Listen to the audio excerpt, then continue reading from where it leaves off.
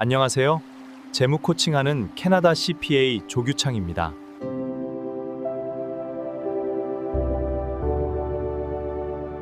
투자할 때 조심해야 할 4가지 심리적 맹점. 안녕하세요. 빅토리아에 살고 있는 등대지기입니다. 오늘은 투자할 때 우리가 쉽게 빠질 수 있는 4가지 심리적 맹점에 대해 이야기해 보겠습니다. 투자에서는 모르는 것이 반드시 행복한 것은 아닙니다. 오히려 우리가 어떤 심리적 편향을 가지고 있는지 모르면 잘못된 투자 결정을 내릴 가능성이 높아집니다. 심리학에서는 이런 것을 행동 편향이라고 부릅니다. 오늘은 그 중에서도 투자자들이 자주 경험하는 4가지 편향을 살펴보겠습니다. 첫 번째, 최근 뉴스에 너무 큰 의미를 부여하는 것입니다. 지난 일주일 동안 저녁 식사로 무엇을 먹었는지 한번 생각해 보세요. 특별한 일이 없었다면 가장 기억하기 쉬운 저녁은 언제였을까요? 아마 어젯밤일 겁니다. 우리는 최근에 일어난 일을 가장 쉽게 기억합니다.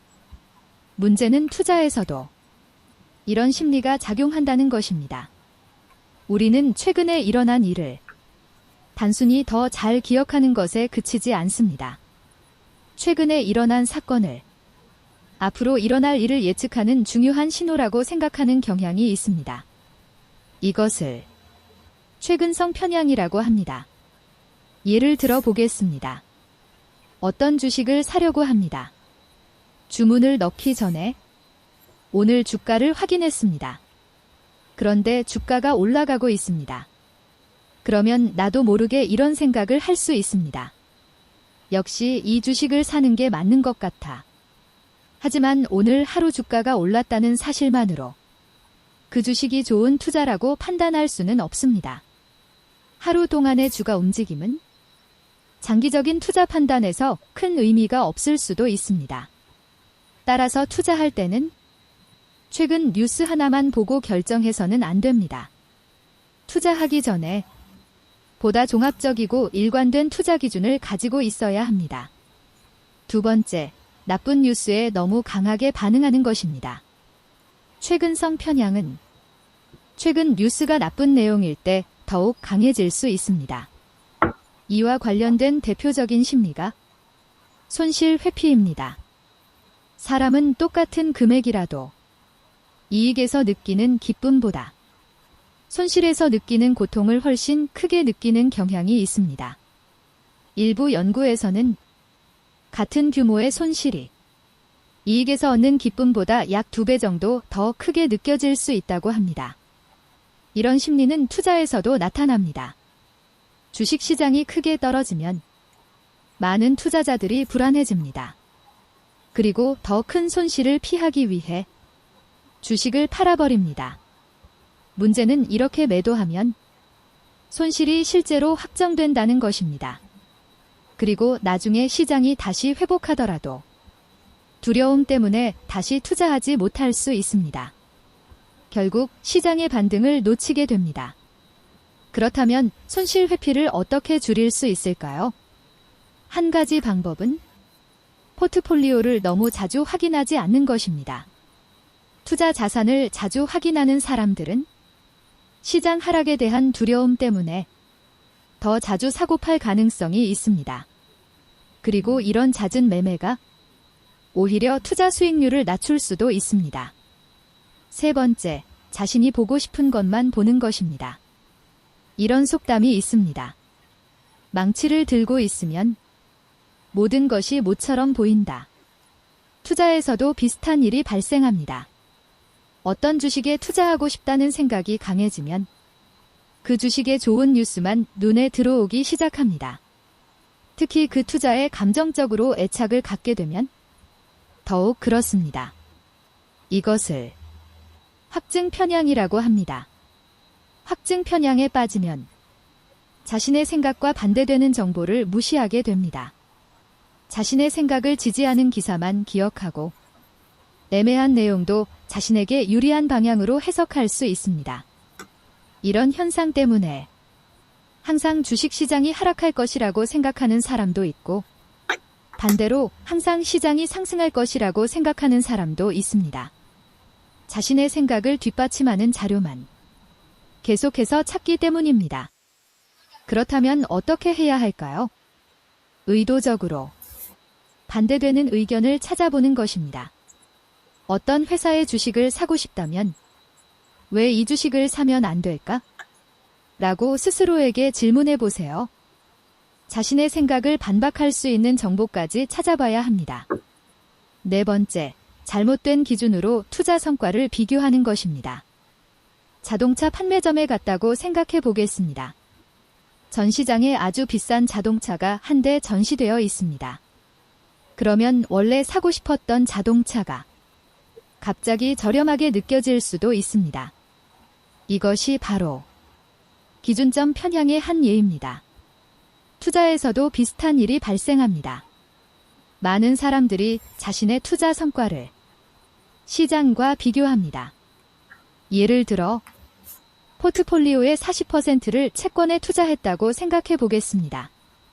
그런데 전체 시장이 30% 올랐고 자신의 포트폴리오는 18% 올랐습니다. 18%라는 수익률도 사실 상당히 좋은 결과일 수 있습니다. 하지만 시장이 30% 올랐기 때문에 자신의 투자 성과가 형편없다고 생각할 수 있습니다.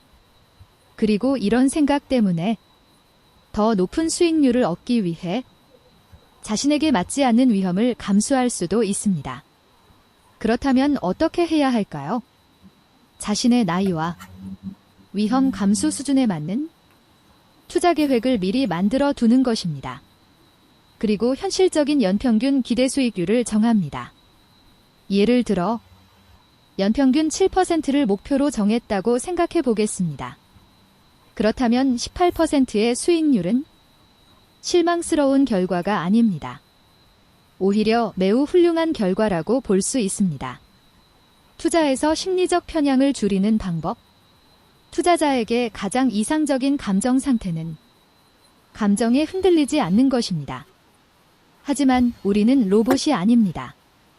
투자할 때 감정을 완전히 없애는 것은 불가능합니다. 그래서 중요한 것은 자신에게 어떤 심리적 편향이 있는지 인식하는 것입니다. 그리고 또 하나 중요한 방법이 있습니다. 바로 잠시 멈추는 것입니다. 시장의 움직임을 완벽하게 예측하는 것은 불가능합니다. 따라서 매수나 매도 주문을 넣기 전에 하루나 이틀 정도 기다린다고 해서 투자 결과가 크게 달라지는 것은 아닐 수 있습니다.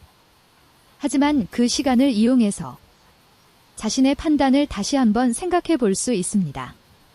내가 정말 이 주식을 사야 하는가? 혹시 최근 뉴스에 너무 영향을 받은 것은 아닐까? 손실이 두려워서 팔려고 하는 것은 아닐까? 내 생각과 반대되는 정보는 찾아봤는가? 이런 질문을 스스로에게 던져보는 것입니다. 그리고 투자에서 편향된 결정을 줄이는 가장 좋은 방법 가운데 하나는 객관적인 투자 기준에 따라 종목을 선택하고 미리 세워둔 투자 전략을 꾸준히 지키는 것입니다. 마무리. 오늘 이야기한 4가지를 다시 정리해 보겠습니다. 첫 번째는 최근성 편향입니다. 최근 뉴스 하나에 너무 큰 의미를 부여하지 마세요. 두 번째는 손실 회피입니다. 시장 하락이 두렵다고 성급하게 매도하지 마세요. 세 번째는 확증 편향입니다. 자신이 보고 싶은 정보만 찾지 말고 반대되는 의견도 찾아보세요. 네 번째는 기준점 편향입니다. 다른 사람이나 시장의 수익률과 비교하기보다 자신의 투자 계획과 목표에 맞춰 성과를 평가하세요. 투자에서 가장 위험한 것은 시장의 변동성만이 아닙니다. 어쩌면 우리 자신의 심리일 수도 있습니다. 좋은 투자자는 감정에 따라 움직이기보다 미리 정해놓은 객관적인 투자 원칙에 따라 행동합니다. 오늘 영상이 도움이 되셨다면 좋아요와 구독 부탁드립니다. 지금까지 빅토리아의 등대직이었습니다. 감사합니다. 안녕하세요. 재무 코칭하는 캐나다 CPA 조규창입니다.